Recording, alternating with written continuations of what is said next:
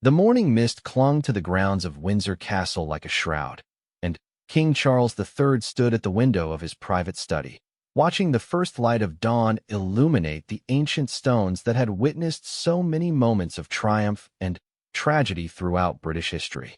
It was now 4 days until the Queen's funeral, and the pressure to finalize the decision about military uniforms had reached a critical point. The media speculation was intensifying, family tensions were mounting, and every hour that passed without a clear resolution added to the complexity of an already impossible situation. Charles had spent a restless night reviewing every angle of the decision, consulting historical precedents, and weighing the counsel of his advisors against his own instincts as a father and king. The leather-bound folders spread across his desk contained centuries of royal protocol, legal opinions from the Crown's solicitors, and carefully worded position papers from various government departments. Yet for all the documentation and expert advice, the decision ultimately came down to a fundamental question of what the monarchy represented and how it should respond to the challenge of balancing tradition with compassion. A gentle knock on the door interrupted his contemplation, and Sir Clive Alderton entered with the morning briefing papers and an expression that suggested the situation had become even more complicated overnight. The private secretary's normally composed demeanor showed signs of strain as he set down a stack of newspapers featuring front-page speculation about the uniform controversy. Headlines ranged from Palace snubs war hero Harry, to King faces first test of his reign, to military uniform row threatens royal unity. Your Majesty, Sir Clive began carefully, we've received communication from several military charities that Prince Harry has been associated with over the years. They're expressing concern about how this decision might affect their ongoing relationships with the royal family. There's also been contact from representatives of veterans organizations who served alongside the prince in Afghanistan. The situation is becoming increasingly public, and we need to provide some clarity soon. Charles nodded grimly, understanding that the window for a quiet, family-based resolution was rapidly closing. Once these matters became subjects of public debate, the range of acceptable options narrowed considerably, and the political implications of any decision became magnified. The monarchy's relationship with the military and veterans community was crucial to its public standing, and alienating either Harry's supporters or those who believed in strict adherence to protocol could have lasting consequences for the institution's credibility. The briefing continued with updates from various government departments and international partners who would be attending the funeral. Several Commonwealth nations had inquired about protocol for their own military representatives, and there were concerns that any confusion or controversy around the British royal family's military dress could create awkward diplomatic situations. The Queen's funeral was not just a family affair, but a state occasion of enormous significance, watched by billions of people around the world and carrying implications for Britain's international relationships. Prince William arrived at Windsor Castle shortly after 9 o'clock, having cancelled his own morning appointments to help his father navigate the increasingly complex situation. The Prince of Wales understood better than most the burden his father was carrying, having watched him struggle with the competing demands of family loyalty and royal duty throughout his life. William's own relationship with Harry had been strained for years, but the imminent funeral of their beloved grandmother had created a temporary truce in their personal conflicts. "Father," William said as he settled into the familiar chair across from the king's desk, "I've been thinking about our conversation yesterday, and I wanted to share some additional thoughts." His voice carried the careful, measured tone that had become characteristic of his public speaking, but Charles could detect the underlying emotion that came from years of watching his family struggle with these impossible choices. William explained that he had been reflecting on their grandmother's approach to similar challenges throughout her reign. Queen Elizabeth II had always been guided by her commitment to consistency and fairness, but she had also shown remarkable flexibility when circumstances demanded creative solutions. He reminded his father of various instances where the Queen had found ways to honor both protocol and family unity, often through carefully crafted compromises that satisfied the essential requirements while addressing personal concerns. "The key," William continued, is finding a solution that upholds the principles that Mother believed in while also recognizing the unique circumstances we're facing. This isn't just about Harry or Andrew. It's about establishing how your reign will handle conflicts between personal relationships and institutional requirements. People will be watching to see what kind of king you'll be. Charles appreciated his son's thoughtful analysis, but he was also acutely aware that any solution needed to be implemented within the next 48 hours. The funeral arrangements were extraordinarily complex, involving coordination between multiple government departments, security services, military units, and international delegations. Changes to protocol at this late stage would require extensive reorganization and could potentially create security or logistical problems that would overshadow the ceremony itself. The afternoon brought an unexpected development when Princess Anne requested an urgent private meeting with her brother, and had always been known for her direct approach to family matters and her practical understanding of royal duties, making her perspective particularly valuable during times of crisis. She arrived at Windsor Castle carrying a folder of documents that she had requested from the royal archives, containing information about previous instances where the royal family had faced similar protocol challenges. Charles, and began without preamble as they sat in the Queen's former private sitting room, surrounded by photographs and personal mementos that made her absence feel even more acute. I've been researching precedents, and I think there might be a way forward that honors both protocol and family unity. She opened her folder and spread out several historical documents dating back to various royal funerals and state occasions over the past century. Anne's research had uncovered instances where members of the royal family had worn modified versions of military dress or civilian formal, where when their status or circumstances didn't fit neatly into established categories. She pointed to examples from the funerals of King George VI and Queen Mary, where family members had found ways to honor military tradition while acknowledging their particular situations. The precedents weren't exact matches for Harry's circumstances, but they suggested that creative solutions had been found before when rigid adherence to protocol would have created unnecessary family division. The thing is, and continued, Mother always believed that the monarchy's strength came from its ability to adapt while maintaining its core principles. She wouldn't want this funeral to be remembered for family conflicts rather than for celebrating her life and service.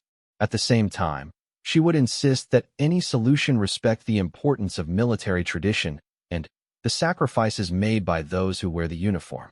Charles found Anne's perspective particularly valuable because of her own military experience and her long-standing relationships with various service organizations.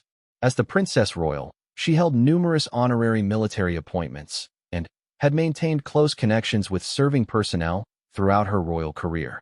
Her understanding of military culture and protocol was extensive, and her opinion would carry significant weight with both the armed forces and the veterans community. The conversation was interrupted by an urgent phone call from Clarence House, where Charles's staff had been monitoring international media coverage of the uniform controversy. The story was now being covered extensively by news organizations around the world, with commentators offering opinions about everything from royal family dynamics to the broader question of how modern monarchies should handle internal conflicts. The global attention was adding additional pressure to resolve the situation quickly and decisively. Evening brought another difficult conversation with Harry, who was calling from California, where the time difference meant he was dealing with constant media attention throughout his normal daily routine. Harry's voice carried a mixture of frustration, sadness, and determination as he explained how the speculation was affecting both his family and his various charitable endeavors.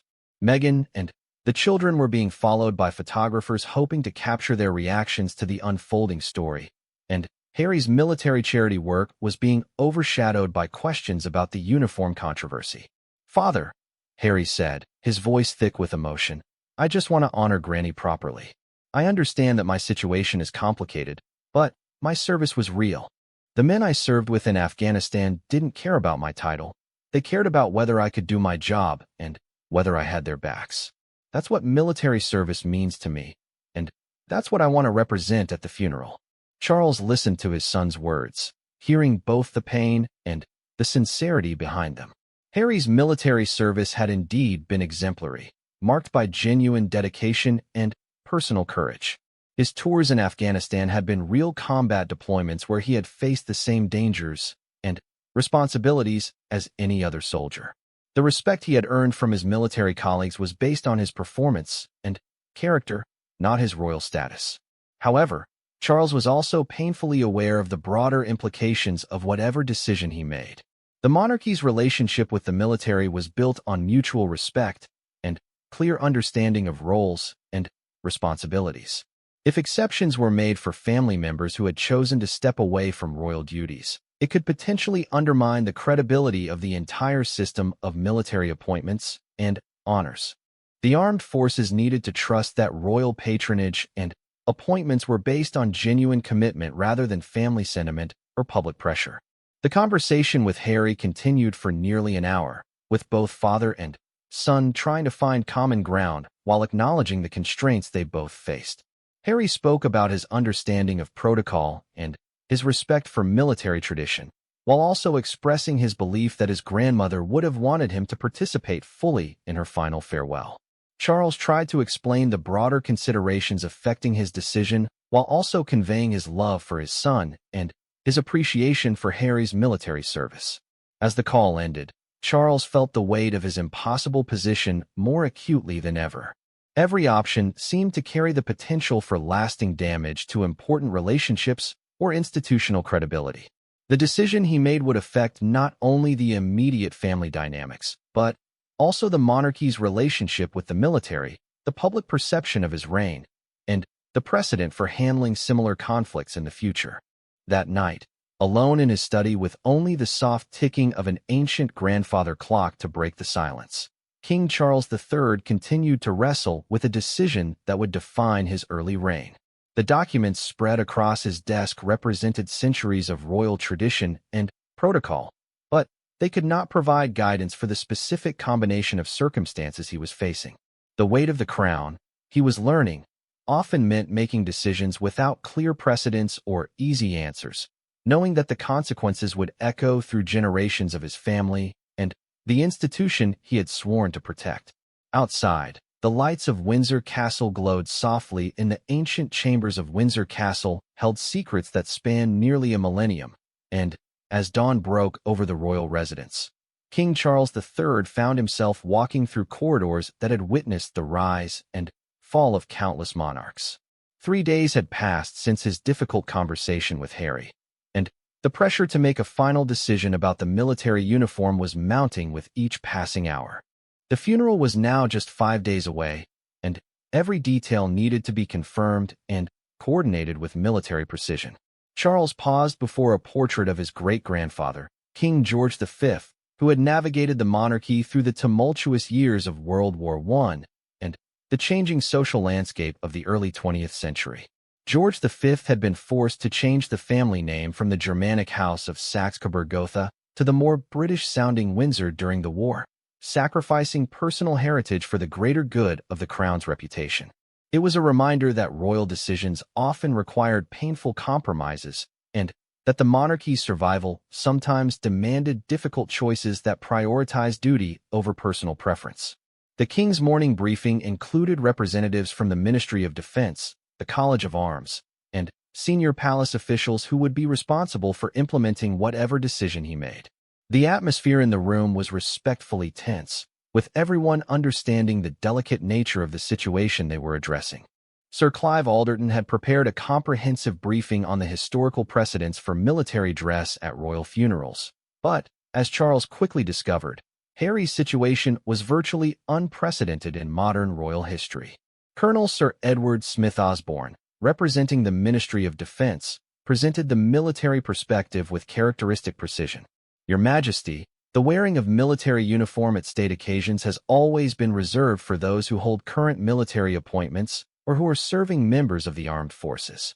Prince Harry, while having served with distinction, no longer holds any official military positions following his decision to step back from royal duties. From a strictly military standpoint, uniform wear would be inappropriate. Charles listened carefully to the colonel's presentation, noting the emphasis on protocol and precedent. The military had always been a cornerstone of royal tradition, with the sovereign serving as the ultimate commander-in-chief of all armed forces. The relationship between the crown and the military was built on mutual respect, clear chains of command, and adherence to established protocols. Any deviation from these principles, however well-intentioned, could potentially undermine the system that had served the nation for centuries. However, the situation was complicated by the unique circumstances of Harry's military service and his current status. Unlike other members of the royal family who had received honorary military appointments based primarily on their royal status, Harry had earned his ranks through actual service and deployment. His 2 tours in Afghanistan were real combat experiences where he had faced genuine danger and responsibility. His fellow soldiers had testified to his dedication, courage, and leadership abilities, qualities that had nothing to do with his royal birth and everything to do with his character as a soldier. Dame Margaret Henley, the keeper of the royal archives, provided historical context that added another layer of complexity to the decision.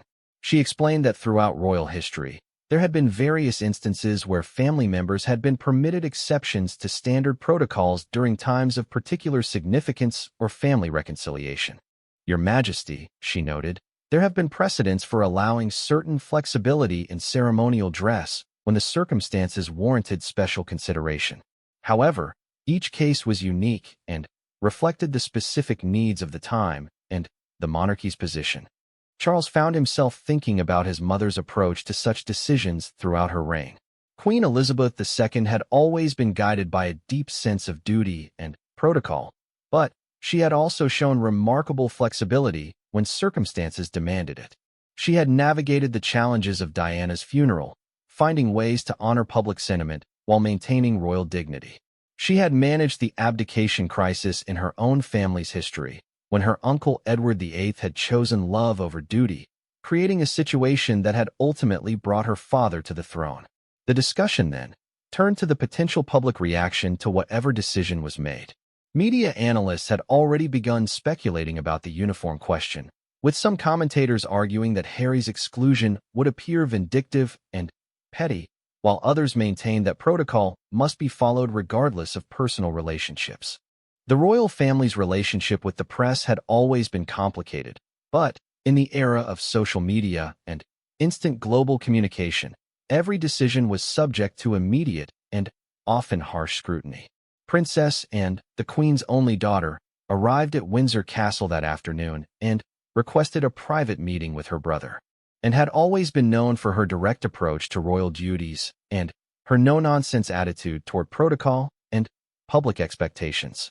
She had served in the military herself and understood both the importance of military tradition and the complexities of family dynamics within the royal household.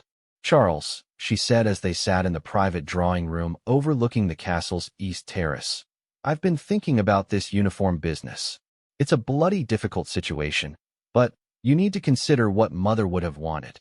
Anne's relationship with Harry had always been cordial, and she had watched with concern as the rift between him and the rest of the family had widened over the past few years. "And I keep trying to imagine what she would have advised," Charles replied, his exhaustion evident in his voice. She loved Harry deeply, despite everything that's happened. She was heartbroken by his decision to step away, but she never stopped hoping for reconciliation. At the same time, she was absolutely committed to the principles and protocols that keep this institution strong, and nodded thoughtfully before responding. "The thing is, this isn't really about uniforms, is it?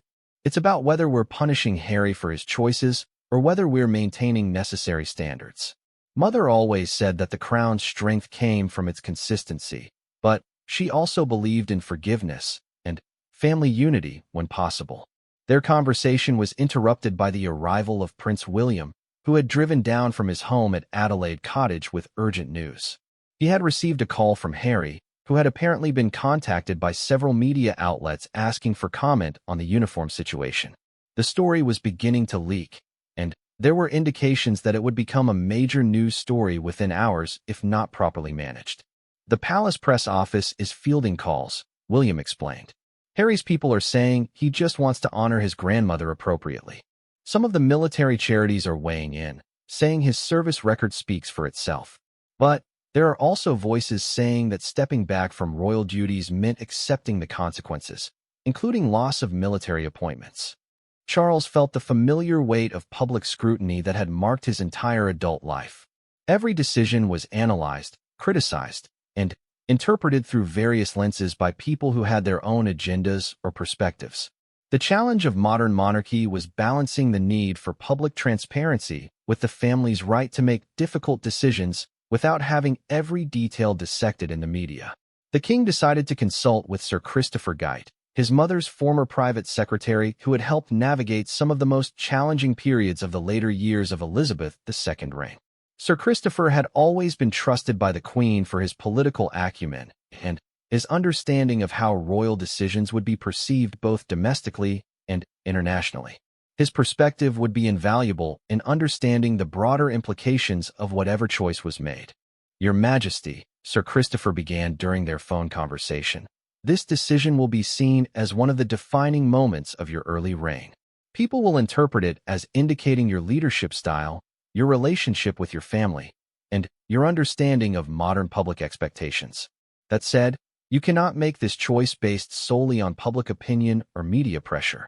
Sir Christopher went on to explain that the monarchy's credibility rested on its adherence to established principles, even when those principles created difficult personal situations.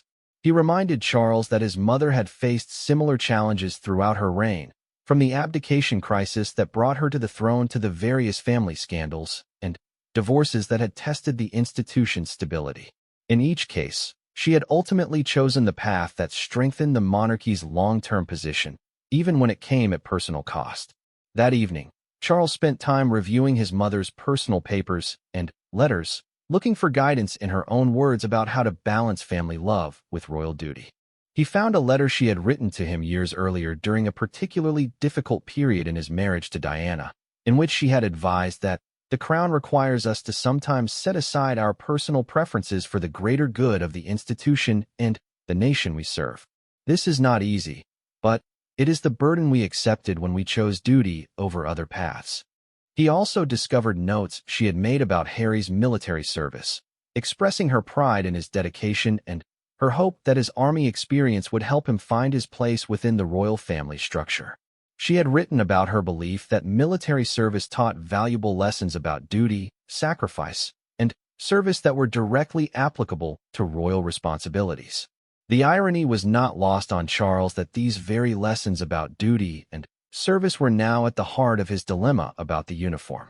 The next morning brought a development that further complicated the situation. Prince Andrew, Charles's younger brother, had been expecting to wear his Royal Navy uniform at the funeral despite the controversies surrounding his association with Jeffrey Epstein and his subsequent withdrawal from public royal duties. Andrew's situation was different from Harry's in that he had not formally stepped back from the family, but had been forced to retreat from public engagements due to the scandal surrounding his friendship with the convicted sex offender. The comparison between the two brothers' situations created additional pressure on Charles's decision about Harry. If Andrew were allowed to wear uniform while Harry was not, it would appear that financial scandal and association with criminals was more forgivable than choosing independence and speaking publicly about family concerns. The optics were potentially damaging, and Charles knew that any inconsistency in treatment would be seized upon by critics and supporters alike. Charles called an emergency meeting with his senior advisors to address this new complication. The room was filled with tension as they discussed the various options and their potential consequences. Some argued that both Harry and Andrew should be excluded from wearing military dress to maintain consistency. Others suggested that Andrew's situation was fundamentally different because he had not voluntarily stepped away from royal duties. Still others proposed that both should be allowed to wear uniform as a gesture of family unity during a time of national mourning. The debate continued for hours, with passionate arguments on all sides. Charles found himself thinking about his mother's famous statement that grief is the price we pay for love, wondering if the price of loving his family while serving as king was the constant navigation of these impossible choices. Every option seemed to carry the potential for hurt feelings, public criticism, or damage to the monarchy's reputation. As the day wore on, Charles made the difficult decision to speak directly with both Harry and Andrew about the uniform situation. The conversations were among the most challenging of his life, requiring him to balance his roles as father, brother, and king while trying to explain decisions that seemed to pit family loyalty against institutional requirements. The call with Andrew was particularly difficult, as his brother struggled to understand why his situation was being linked to Harry's. Andrew felt that his service record and his status as a working royal until recently should guarantee his right to wear uniform. The conversation became heated at times, with Andrew expressing frustration that his military service and dedication to royal duties were being overshadowed by circumstances beyond his control. The call with Harry was equally challenging but carried different emotional weight. Charles could hear the pain in his son's voice as they discussed the implications of the uniform decision for Harry's relationship with his military comrades and his desire to honor his grandmother appropriately. Harry spoke about his grandmother's support for his military service and his belief that she would have wanted him to wear uniform at her funeral. As the sun set over Windsor Castle that evening, King Charles III found himself facing one of the most difficult decisions of his newly begun reign. The choice he would make about military uniforms would ripple through his relationships with his sons, his brother, the military establishment, and the public for years to come. The weight of the crown, he was discovering, often meant making decisions that satisfied no one completely while trying to uphold principles that sometimes conflicted with the demands of love and family loyalty. The morning mist hung heavy over Balmoral Castle as King Charles III stood at the window of his private study, watching the Scottish Highlands stretch endlessly before him. It had been 3 days since his mother, Queen Elizabeth II, had passed away peacefully in her sleep, and the weight of the crown felt heavier than ever on his shoulders. At 73 years old, he had waited his entire life for this moment, yet now that it had arrived, he found himself longing for just one more conversation with the woman who had guided him through decades of public service and personal turmoil. The castle was unusually quiet, save for the soft footsteps of staff members moving through the corridors with the respectful silence that death demands. Charles had always found comfort in Balmoral's ancient walls, where his family had spent countless summers away from the scrutinizing eyes of the public. Here, they could be themselves, not just the royal family, but grandparents, parents, and children who laughed, argued, and loved like any other family. But now, even this sanctuary felt different, marked forever by the absence of the woman who had been its heart. His private secretary, Sir Clive Alderton, knocked gently on the door before entering with a stack of urgent documents requiring the new king's immediate attention. The funeral arrangements, guest lists, security protocols, and hundreds of other details that needed royal approval before the state funeral could proceed. Charles had always admired his mother's ability to handle such matters with grace and efficiency, but now, faced with organizing her final farewell, he felt overwhelmed by the magnitude of decisions that lay before him. "Your Majesty," Sir Clive began softly, "we need to finalize the details for the family's participation in the funeral procession. There are some matters regarding military uniforms that require your personal attention."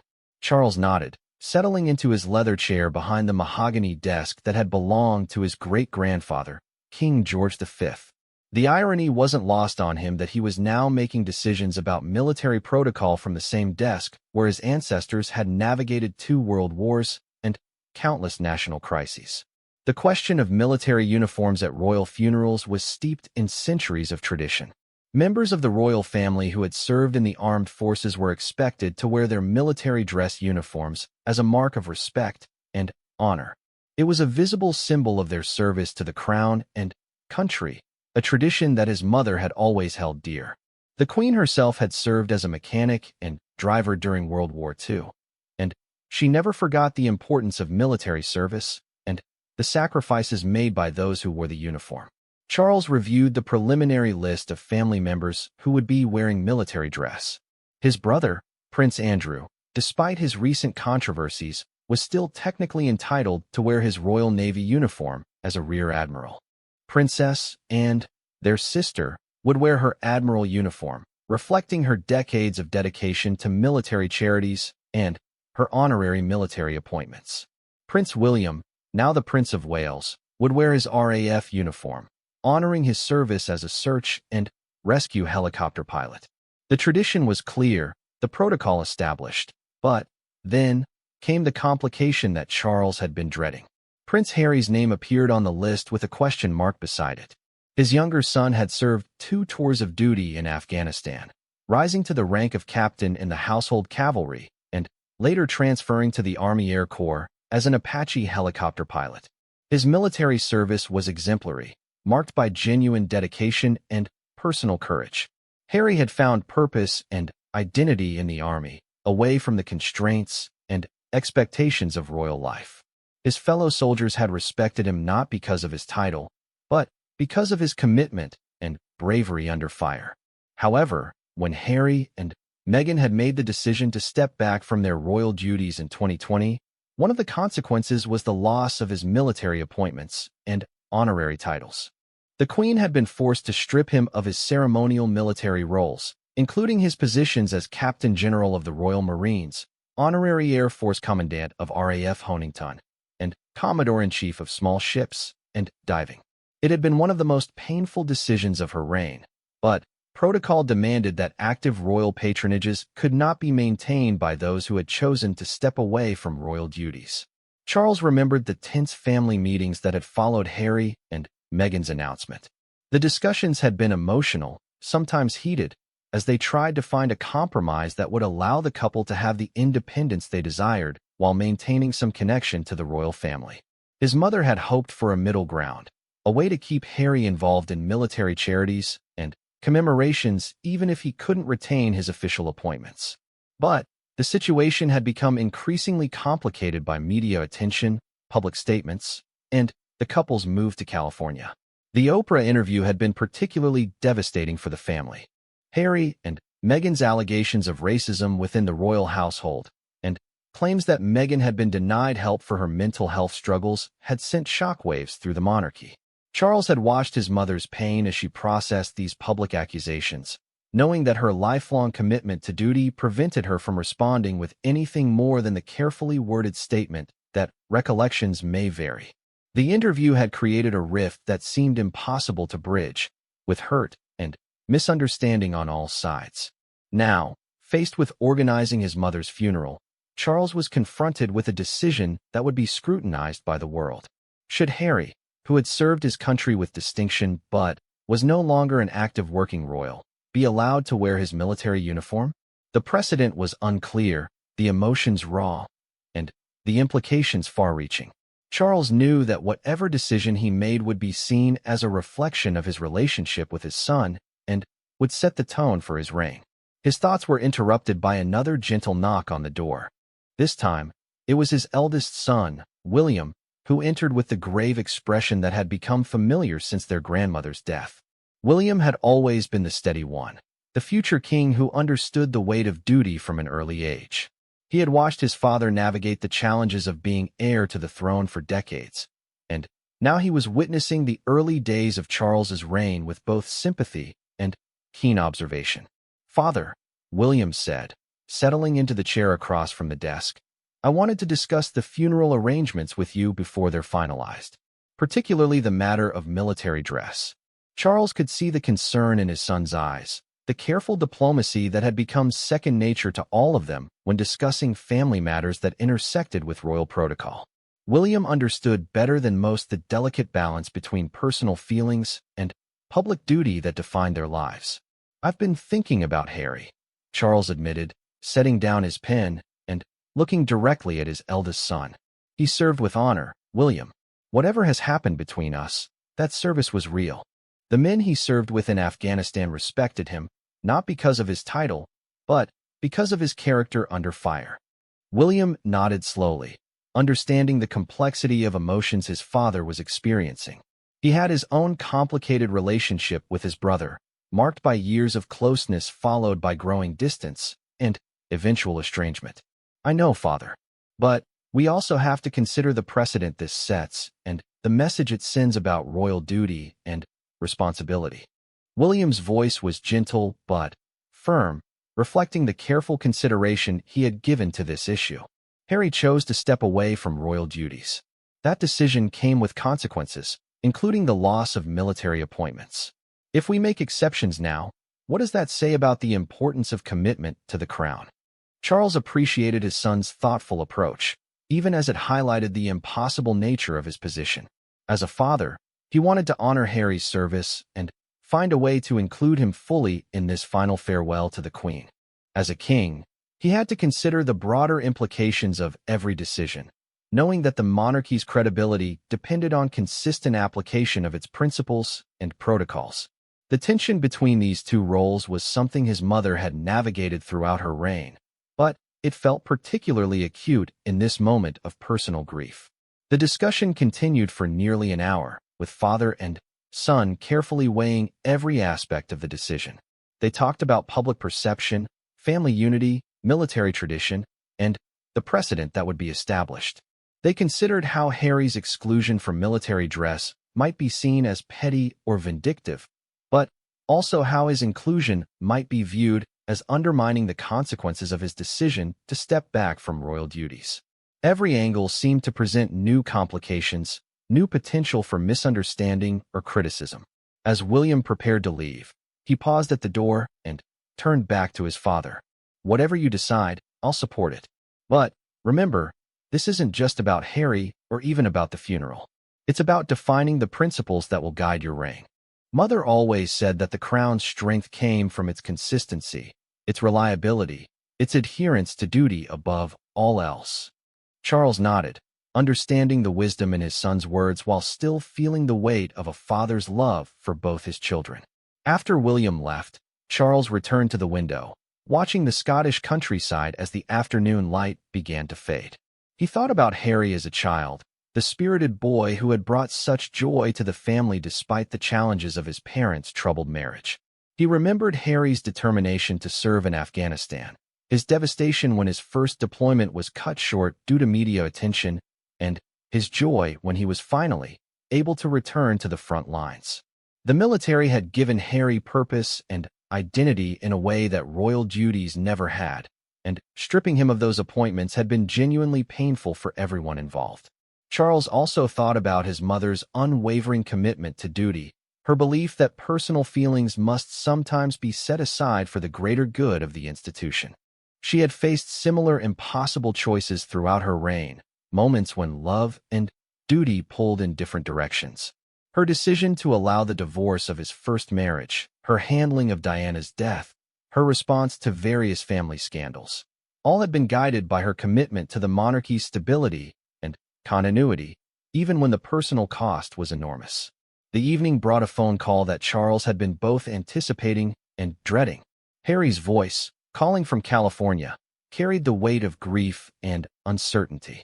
The conversation was stilted at first, marked by the careful politeness that had characterized their recent interactions.